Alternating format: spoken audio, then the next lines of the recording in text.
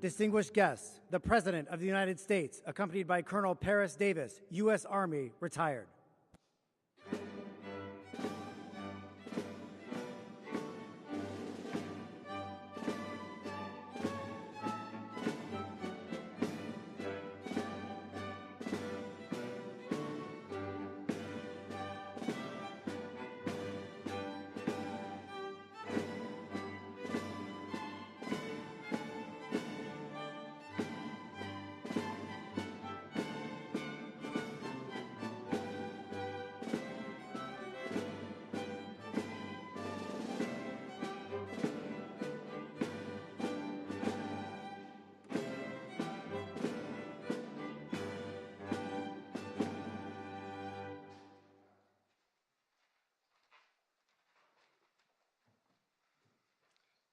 The psalmist of old writes, "Praise be to the Lord my rock, who trains my hands for war, my fingers for battle.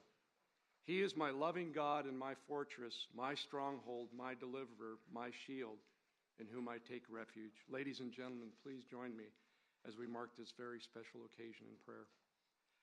Almighty God, author of liberty and champion of the oppressed, I praise you for the life, heroic leadership, and distinctive service of your humble servant, Colonel Retired Paris D. Davis. Our Army has always counted on our leaders to be fully committed to our nation's ideals, to our Army values, and to all the soldiers under their command. Colonel Davis is a warrior leader who demonstrated what it looks like under the most challenging of conditions.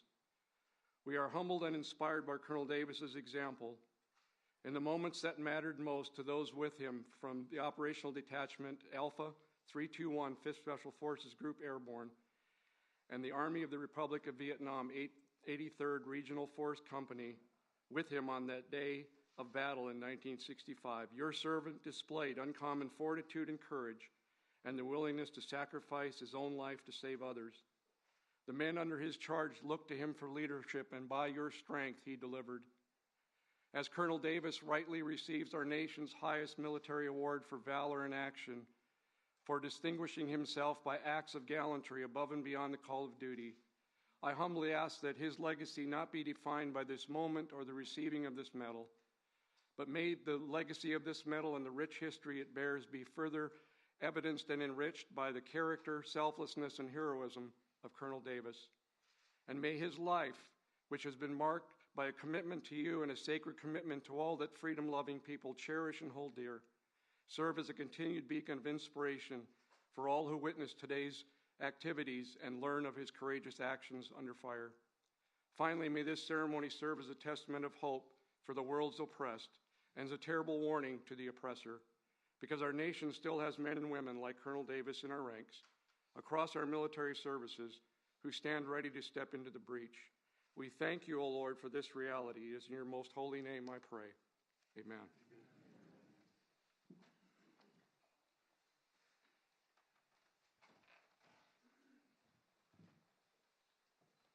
Please be seated.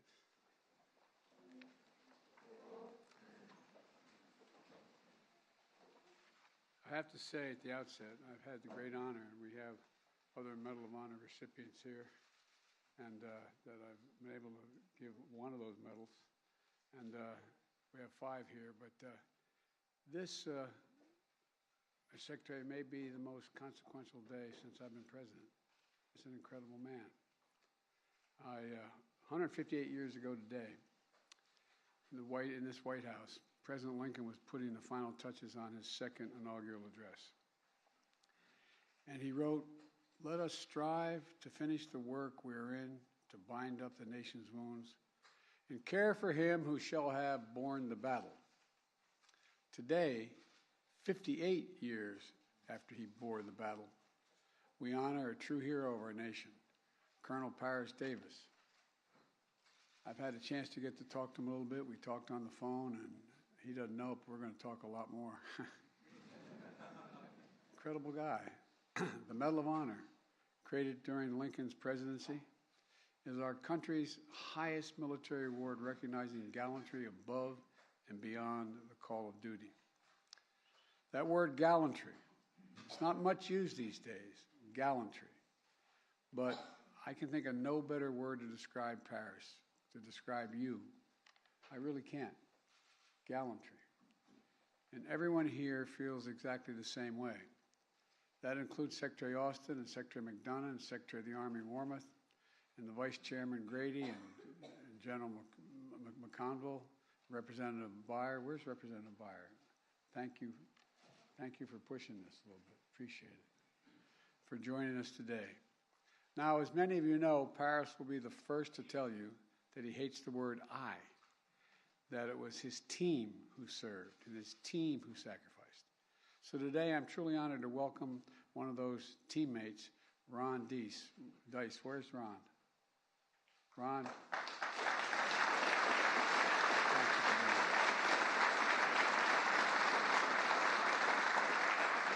He was the airborne spotter for that team. And it was only a few days ago, right? I also want to thank previous Medal of Honor recipients who are here who joined us to recognize their brother-in-arms, Leroy Petrie, William Swenson, Melvin Morris, Matthew Williams, and Earl Pumley. Stand up, guys.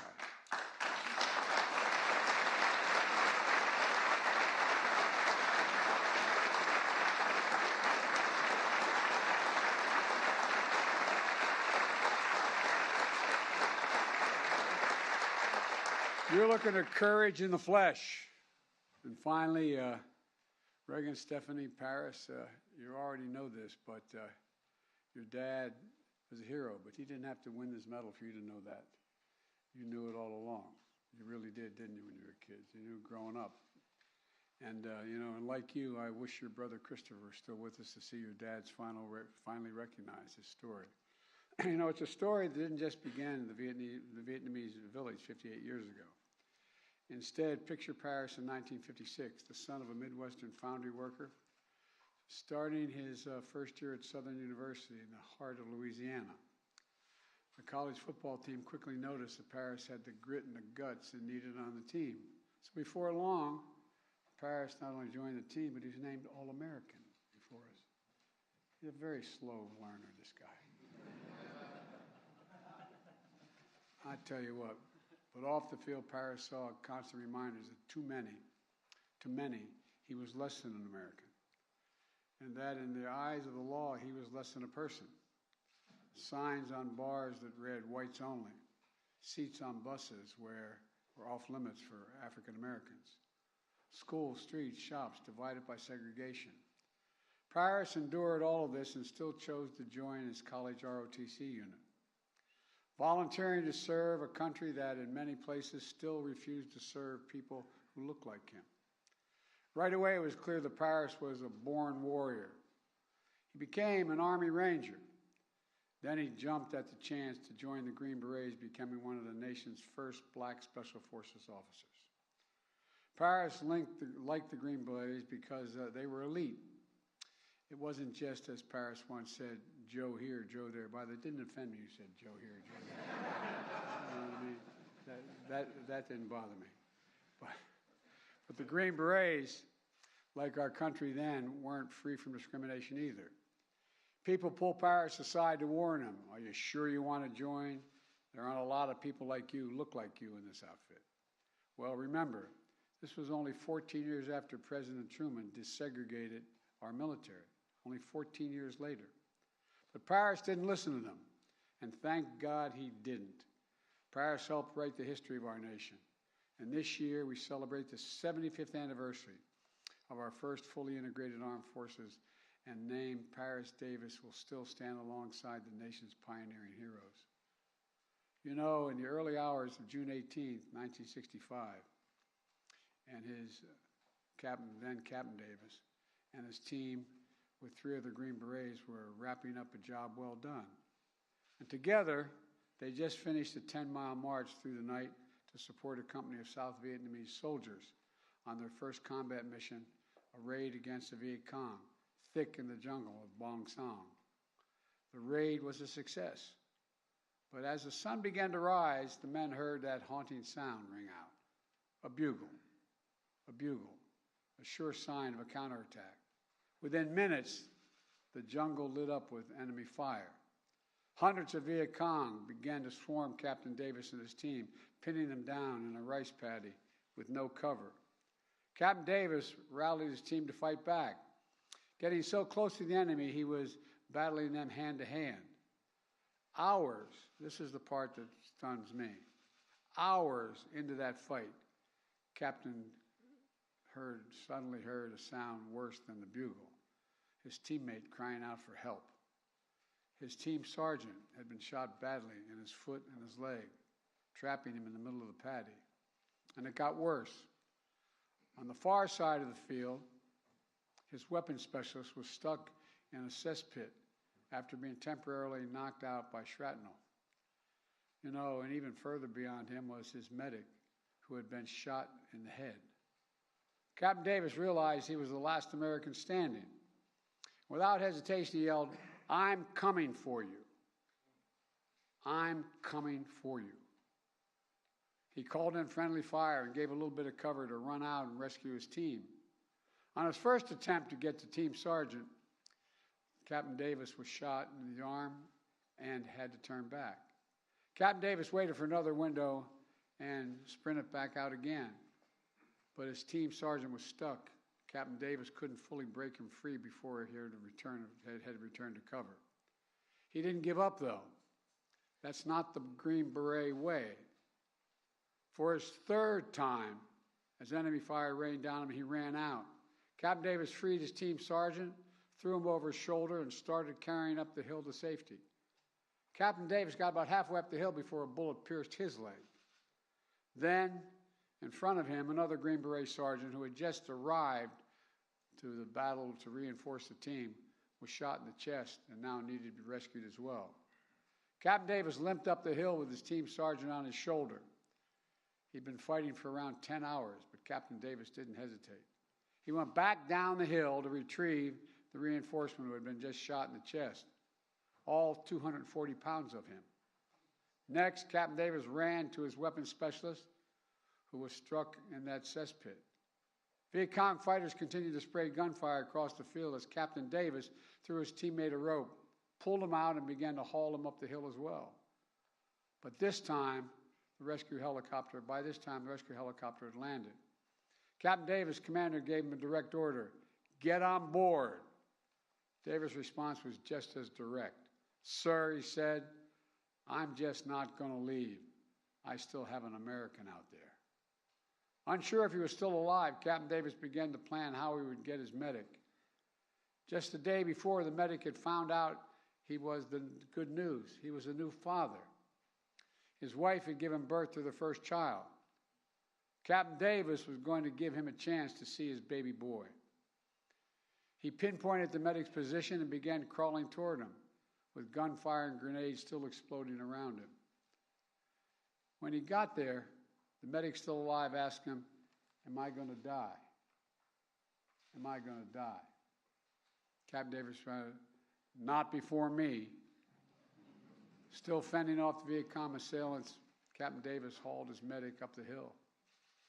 And nearly 20 hours later, after that bugle first rang, Captain Davis had saved each one of his fellow Americans.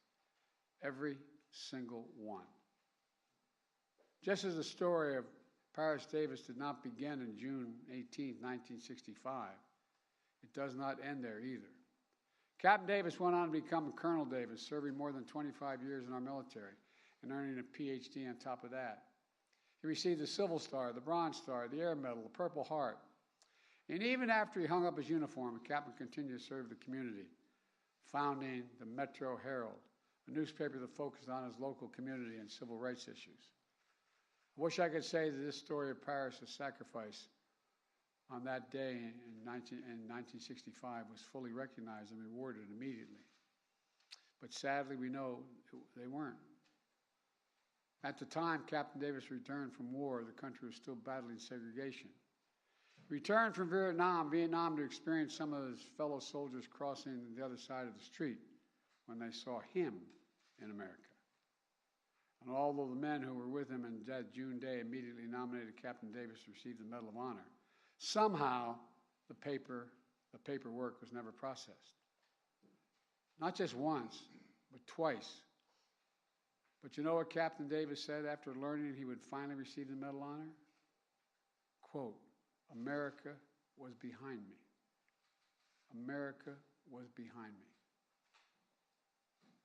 He never lost faith, which I find astounding. He never stopped believing in the founding vision of our nation, the vision that Lincoln kept alive 158 years ago, and a vision Paris fought to defend 58 years ago. This vision for a more perfect union, one where all women and men are created equal. You know, we're the most unique nation in the world. We're the only nation founded on an idea. Every other nation is founded based on a philosophy, based on ethnicity, religion, whatever, an idea.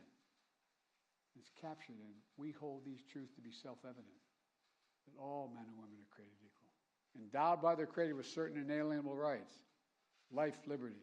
We've never fully lived up to it, but we've never walked away from it.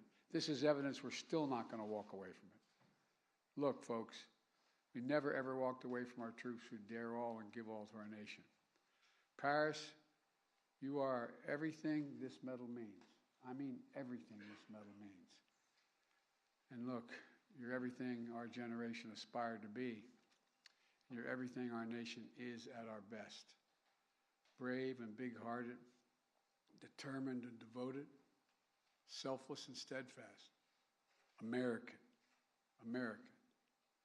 And now, at long last, it's my great honor to ask Lieutenant Colonel Rowe to read the citation.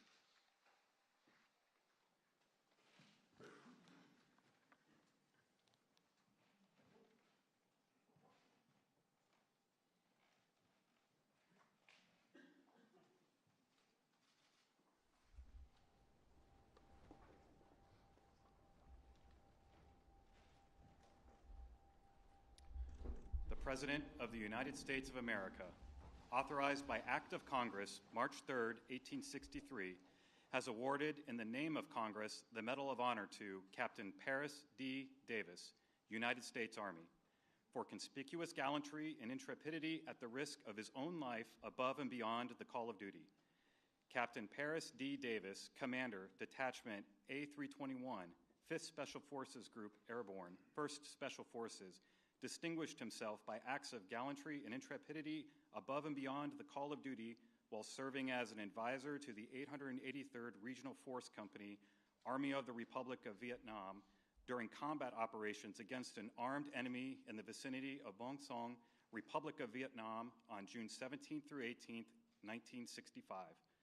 Captain Davis and 3 other U.S. Special Forces advisors accompanied the Vietnamese 883rd Regional Force Company on its first combat mission, a daring nighttime raid against a Viet Cong regional headquarters housing a superior enemy force.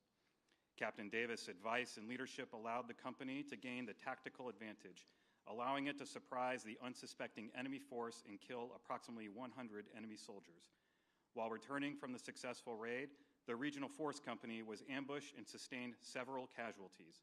Captain Davis consistently exposed himself to the hostile small arms fire to rally the inexperienced and disorganized company. He expertly directed both artillery and small arms fire, enabling other elements of the company to reach his position. Although wounded in the leg, he aided in the evacuation of other wounded men in his unit, but refused medical evacuation himself. Following the arrival of air support, Captain Davis directed artillery fire within 30 meters of his own position in an attempt to halt the enemy's advance. Then, with complete disregard for his own life, he braved intense enemy fire to cross an open field to rescue his seriously wounded and immobilized team sergeant. While carrying the sergeant up a hill to a position of relative safety, Captain Davis was again wounded by enemy fire. Despite 2 painful wounds, Captain Davis again refused medical evacuation, remained with the troops, fought bravely, and provided pivotal leadership and inspiration to the Regional Force Company as they repelled several Viet Cong assaults on their position over a period of several hours.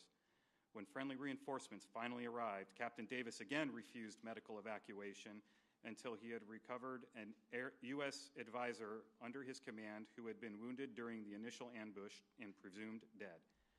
While personally recovering the wounded soldier, he found him severely wounded but still clinging to life. Captain Davis directed the helicopter extraction of his wounded colleague, not leaving the battlefield himself until after all friendly forces were recovered or medically evacuated. Captain Davis' heroism and selflessness, above and beyond the call of duty at the risk of his own life, are in keeping with the highest traditions of military service and reflect great credit upon himself, his unit, and the United States Army.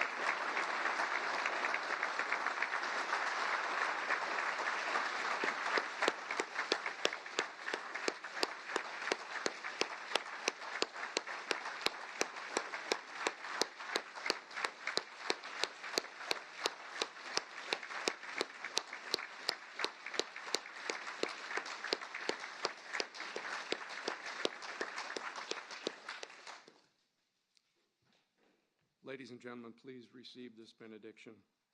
Gracious and everlasting God, as we depart this ceremony, inspired by the courageous actions of Colonel Davis, help us to follow his selfless example as we serve our nation's people. May our participation in today's ceremony, coupled with the strengthening and shaping of your spirit to compel us to live lives of integrity and valor for the good of the nation, for the good of our families, and for the good of humankind around the world. Bless and protect our armed forces as they preserve our precious freedoms.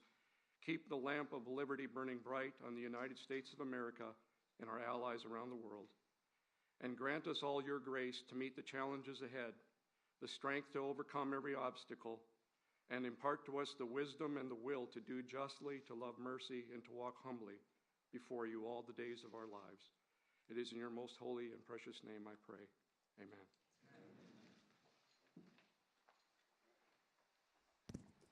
Distinguished guests, please remain in your seats as the President departs. Thank you.